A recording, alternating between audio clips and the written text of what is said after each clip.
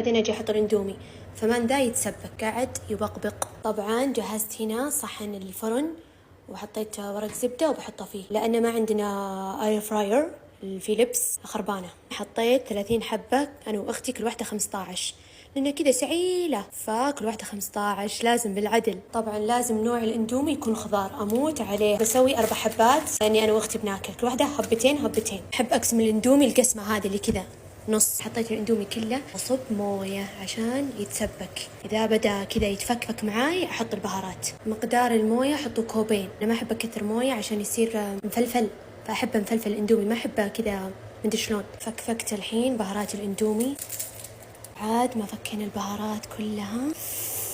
يا لبي سووا مكس. لحظة نسينا البارت، تسلم يدش يا طيف. يا لبي صدق عادي عندكم المنظر. آخر شيء نحط عصرة ليموناضة كذا، عركوها. والحين مع آخر شيء تقمروا الببكرونات، حطهم على الاندومي. بسم الله. أوه يا لبي، لذ ميكس ممكن تشوفونه في حياتكم. شو كيف، شوفوا الجمال. خلوا نفس البابكورنة كذا تتقمر، تصير جوسي مع صوص الاندومي. وحركوا قلبوا، تقلب تقلب يا غالي من الشوق من الشوق على المودة. وبكذا يكون جاهز.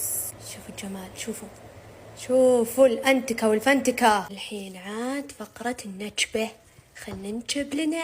أحب الاندومي كذا يكون مفلفل. شفتوا كيف الفلفولة مرة حلوة، يعني ما يكون كذا مدبق. هذه بسم الله. هلا بي، ليتكم بس تشمون الريحة. تاخذ العقل. لبي حطيناه في الصحن. الحين وقت التزيين، نحط فليفلة كذا، نحط سمسم كذا خفيف. الله الله الله عليش يا طيف، وربي كنا نودلز من مطعم. وحطيت هنا خسيسو عشان إذا أبي أحشي أو شيء كذا وناكله من قرمش. لا لبي، شايفين الجمال مع بابكورنة. وسلموا لي على الأهل. الله نذوق. بسم الله. تحمست أخذ خسيسو وأحشيها. هلا بي. يلا ناخذ عرطة. بسم الله. تكفون، أبيكم كلكم تجربونها. طبعا مع آيس تي. وباي.